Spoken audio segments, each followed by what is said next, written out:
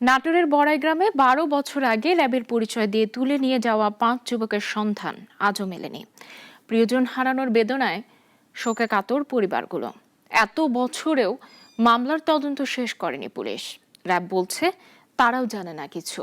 দ্রুত রহস্য উদ্ঘাটনের দাবি স্বজনদের। মেহেদী হাসান তানিমের রিপোর্ট, জানাচ্ছেন সিরাজুমনের শুভ। ২০১৩ সালের ১৯ মে রাত ১০টা ৩টি মাইক্রোবাসে নাটোরের বড়াই গ্রামে যায় ১৫ জনের একটি সন্ত্রাসী বাহিনী। গায়ে র্যাবের পোশাক আর হাতে অস্ত্র বাগিয়ে রাস্তা থেকে মারতে মারতে গাড়িতে তোলা হয় গুরুমশৈল গ্রামের ইব্রাহিম খলিল ও কামাল হোসেনকে।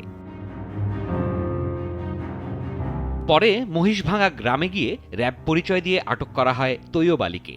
একই দিন বনপাড়া বাজার থেকে তুলে নেওয়া হয় কালিকাপুর গ্রামের বিজিবি সদস্য গাজী ওমর ফারুকের ছেলে রাসেল গাজী ও তার বন্ধু কলেজ ছাত্র মোহাম্মদ সেন্টু হোসেনকে।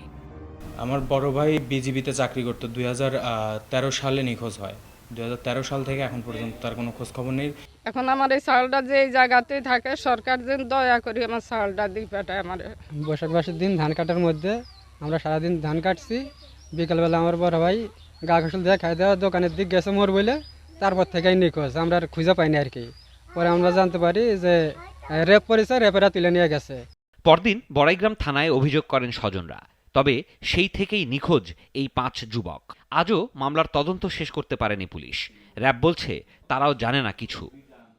আমরা আশা করতেছি যে বর্তমান পরিবর্তিত সময়ে আমরা এরকম ন্যাক্কারজনক ঘটনা অথবা কোনো যে সন্তান হারা মা যার আত্মনাদ, সেটা আমরা প্রশমনের জন্য আমরা যেটা আমাদের করা দরকার জেলা পুলিশের পক্ষ থেকে, সেটা আমরা করার চেষ্টা করতেছি এবং শীঘ্রই এটার জট আমরা রহস্য বের করবো ইনশাআল্লাহ। নিখোঁজ এই যুবকদের সন্ধানে গত ১২ বছর ধরে দাঁড়ে দাঁড়ে ঘুরছেন স্বজনরা। প্রিয়জন বেঁচে আছে নাকি নেই তাও জানেন না কেউ। আমরা যে কেস করব, কার নামে কেস করব আন্দাজি, যেটা আমরা চোখে দেখিনি, আমরা কারো নামে কেসও করিনি, সেই জন্য আমরা এইভাবে আসি। এই ১২ বছর খোঁজাখুঁজি করতেছি, মানুষ আসতেছি যাচ্ছে, ছবি দিচ্ছি, আইডেন্টি কার্ডের ফটোকপি দিচ্ছি, এই পর্যন্ত তার কোনো খোঁজ পাইনি।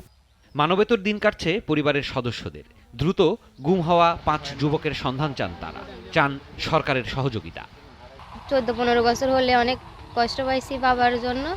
যদি বেঁচে থাকে তো আমাদের বাবাকে যেন আমাদের কাছে ফিরাই দেয়। আসা যাতে ৩ দিনকার দিনে ডাকলিয়েছে বাসা থেকে, আর সে ফিরেনি, এই পর্যন্ত ফিরেনি সে।